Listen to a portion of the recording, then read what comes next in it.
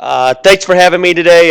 It's an exciting time for us as we kick off our season on Friday at home versus Johnson and Wales at 6:30 at Sioux Park somewhere. Um, so hopefully we can have a good fan base. We played two exhibition games. We're coming along nicely. We are still very freshman sophomore oriented, which is good. Our 14 new players have come in and they've been pretty fit and really pushing. So I think we're excited about where we're going. Um, So I think that's a good thing. You know, where our program is lucky is we get to be we play 17 games this year. 16 of them are Division II, and 14 of them are on the GNAC conference. And I think this is where our program takes great pride in representing the university um, with those peer institutions now that we have in the Northwest. Um, It'll be a lot of travel for our guys, but we're lucky to open our non-conference state on Friday. Then we go to Colorado, play Adams State and Mesa State, and then we open up the GNAC conference with Seattle Pacific and St. Martin here at home on September 19th and 21st. I think this will provide an outstanding opportunity for our student athletes to see maybe a part of the country they haven't seen. And part of my job is I'm an educator. So to be able to give these kids the experience and teach them life lessons through sport is a great honor. I don't know if many of you have looked at our roster, but we go everywhere from Dayton, Ohio to San Diego, Minneapolis with two internationals. We have a squad currently of 24 on our roster. Um, and they're good young men that are fighting and represent this institution appropriately. So hopefully we can keep doing that. We're excited to get started.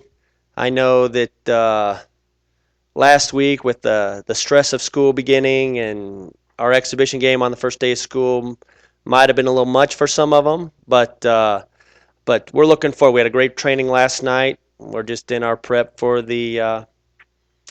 our first game with Johnson and Wales, and then start our grueling 16-game Division II schedule. Any questions for me?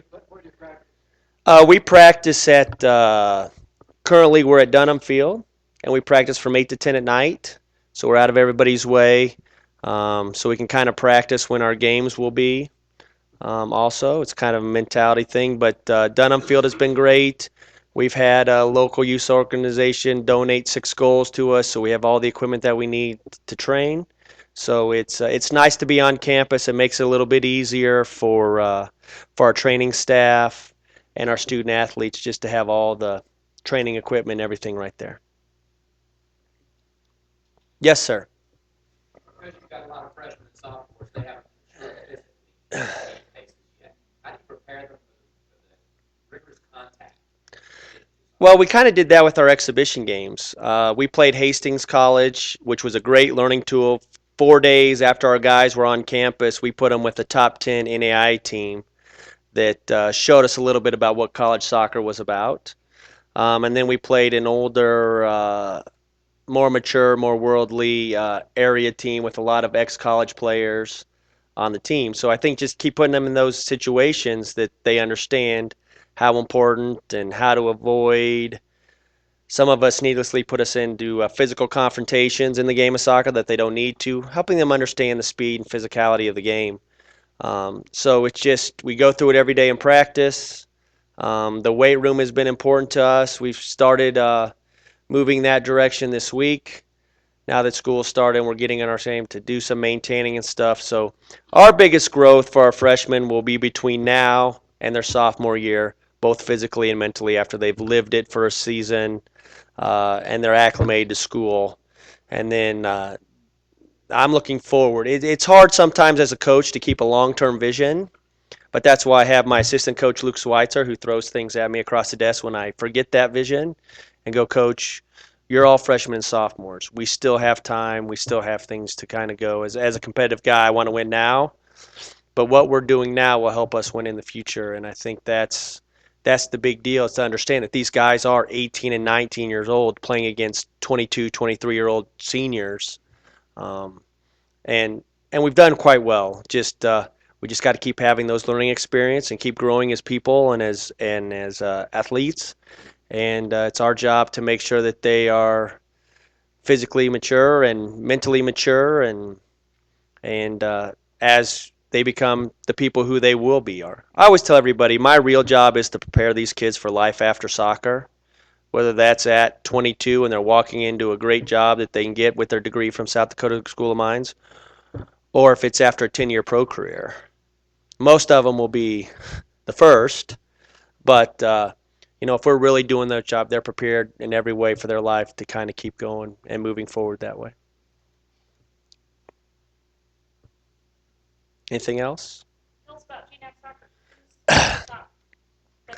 It's awesome. It's a great league. We're pretty lucky to be in it, and we definitely have a chance. Kind of the top three teams right now are Simon Fraser out of British Columbia, Canada, just on the in Burnaby outside. They were a Final Four team last year. They returned almost everybody.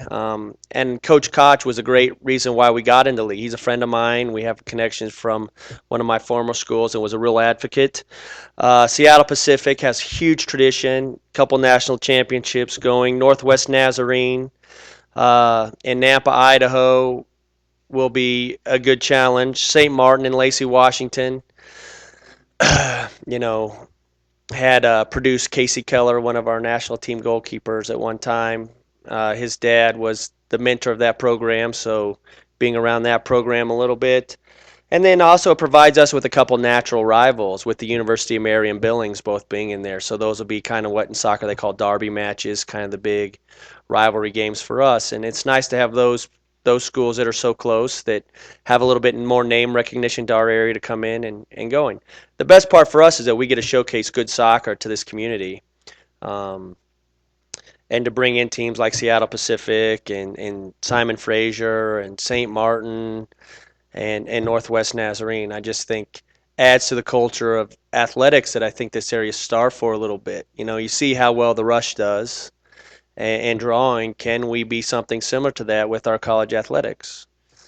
So it's up to us to make sure we put a good product and make sure that the fans are entertained and that we're doing our part in the community to making sure that the community is excited about what's going on in soccer. And I think Coach Schweitzer has done a great job of that, along with our guys, of being approachable and out in the community with the young people. And hopefully we can just keep putting on a good show, being competitive, and have a great year. Yes, ma'am.